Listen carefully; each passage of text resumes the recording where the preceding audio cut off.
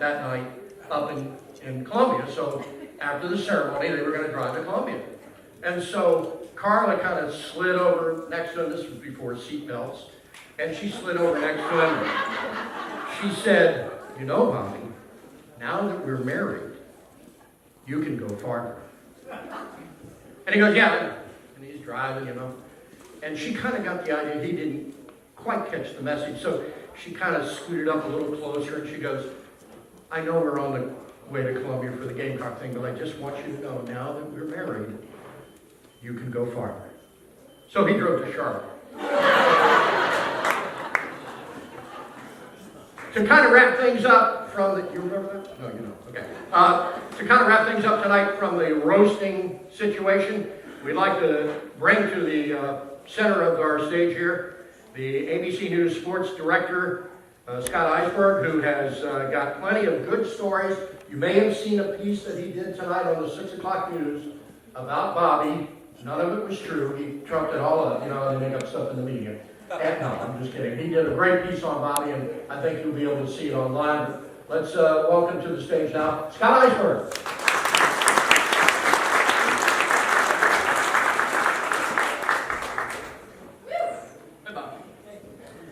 In a town where radio waves are owned by two girls and a guy, you make me throw on a suit to roast the creepy, partially alcoholic, ugly, Marlboro Red, smoking, rambling Is it really worth my dinner break? Did I give up shooting hand-to-hand girls softball for this crap?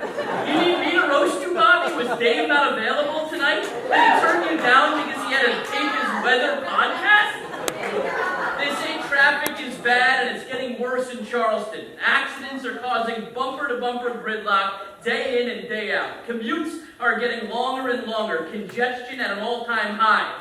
Not because of population growth. It's because Bobby actually gives a voice on the radio to Boston John each and every day. On a good day, people are driving off the road or into each other listening to your show. On a day the Red Sox win, they are driving off the freaking Ravenel Bridge. And it's your fault, Bobby. It's all your fault. Bobby, I'm not saying you drink too much, but when the Red Cross says they don't want your blood at your own fucking blood drive, there may just be a problem. Bobby has really found a home on 98.9. Not the radio station, his blood alcohol content. Bobby, your show can best be described as Steven Garcia the night before a football game. A drunken, rambling mess, mostly incoherent, pissing people off, dodging violations and incarceration, but yet enamoring. Yes, that too. Bobby, I'm not saying you drink too much, but your liver looks worse than Everett's left kidney.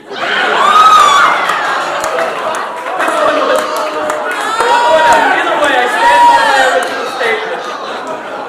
Bobby, the FCC wants to find you, but they can't understand you. There's so much talk in the news about how awful school buses are in South Carolina. They look like a freaking Lamborghini next to that piece of shit RV that Gil drove around in 3 years with your ugly mug on the side of it. Who puts your face on a bus, Bobby? On a bus! You're advertising using the mug of a guy who epitomizes a face for radio. I'm not saying that McAllister Funeral Home is missing an opportunity to advertise on your show, Bobby, but your audience makes Citadel basketball crowd seem like a Chuck E. Cheese on Saturday afternoon.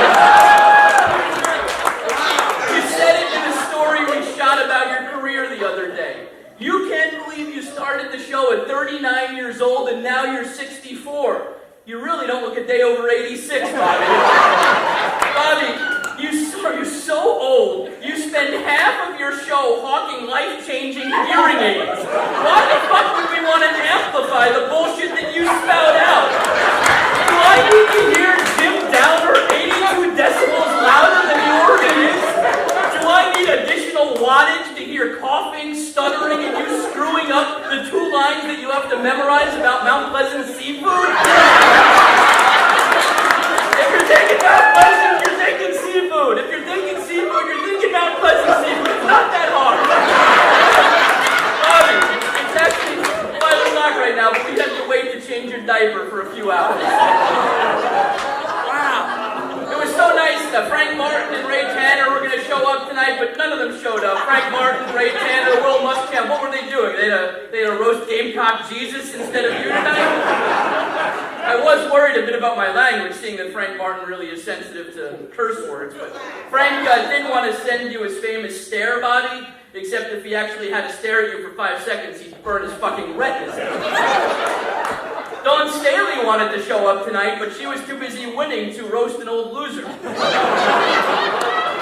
Bobby, your career is colder than Jackie Bradley Jr.'s back, at least according to Ray Tanner when he tells that to Jack Leggett. That was funny! Freddie, you remember that? Yeah. Ray was pissed. I will commend you, Bobby. You have made a living for 25 years modeling your show after some of the most successful Gamecocks. USC Equestrian. Not the riders, the horse shit on the floor of the barn. Bobby, you are to Kirkman Broadcasting hires what Darren Horn is to hires in South Carolina.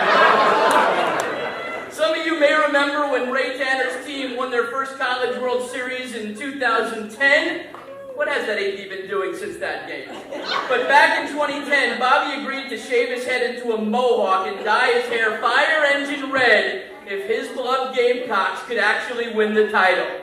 I'm not sure what was more surprising, Bobby actually growing all that hair back, or the hair dye specialist knowing the exact shade of red on Ray Tanner's face when I asked him about Chad Holbrook winning 30 games at the College of Charleston. Talk about Gamecock greats. Drew Meyer is here. Hi, Drew. Drew Meyer, everybody. Drew, some would say you had a cup of coffee in the majors.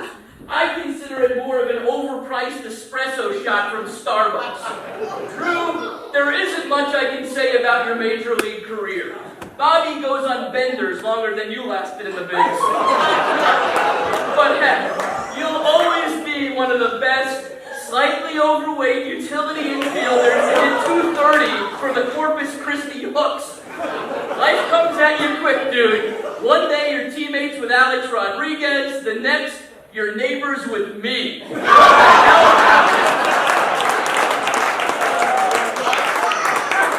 my way over, I heard from Steve Spurrier. He was disappointed, to say the least, that he couldn't be part of tonight's event. Once he heard you no longer owned the bar in Mount Pleasant at the private parties featuring the Low Country's top talent performing their upside-down naked chair stunt for bachelor parties, he decided to go to Clemson's meeting instead tonight. Back to the king of Crown Royal. Bobby, I've always wondered, why Canadian whiskey? The weak, watered-down northern friend to the wonderful whiskeys we have down south. Jack Daniels in Tennessee, bourbon in Kentucky. Because you're a Gamecock fan. When's the last time you actually beat Tennessee and Kentucky the same season? I drink Canadian whiskey too. No? Sorry. But in all reality, Bobby, you are an absolute treasure in this town and to our sports community. I admire you so much. Bobby, what you've done in our field is more than incredible. The reason for your success is because you care. You care about the community and everyone in it. Your heart for those less fortunate is something every single person can and should learn from. I've witnessed firsthand what you've done for kids during the holiday season, for folks going through the worst of times at the Ronald McDonald House, for people in need of blood to save a life. There is no cause too small or meaningless to you. You would give the shirt off of your back for any listener. You'd give the last dollar out of your wallet for anyone who needed it. It's truly a gift and something you should be more than proud of, Bobby. For 12 years, I've got to join you each and every day on Fan Talk. It's more than a radio-TV partnership. It's an honor. It's something I sure do not take lightly. Your help, your friendship, and partnership has meant the world to my career in Charleston. I can't tell you the amount of people who stop me on a weekly basis and say they listen to the Bobby Hartin Show and hear me on there. Bobby, you make each and every one of our lives better. If it's just a small amount of time sitting in traffic, heading home from work, you're able to make us laugh, make us cry, make us think. You make us happy, and that's the best gift anyone could ever get. You bring happiness to the Low Country. You keep sports in perspective and celebrate them for what they are, a release from our own everyday life. You have fun doing your job, and that is palpable every single day we turn on the dial. There's a reason for your longevity. Maybe it's the Crown Royal, but in reality, it's because you do it the right way. Local, heartfelt, old school. You do sports radio the way people want it. No gimmicks, no unnecessary bashing, no frills, and you've outlasted every single personality on air who tried to use those tricks to beat you. 25 years, Bobby, an incredible 25 years. The Low Country is lucky to have you. The effect you have had on this community is felt far and wide, and it will always be. You are more than a radio talk show host. You are a staple of this community. Orangeburg will always be where you're from, but Charleston has hit the lottery that you've made this your home. Here's to another 25 years, Bobby. We love you. We thank you. We love you.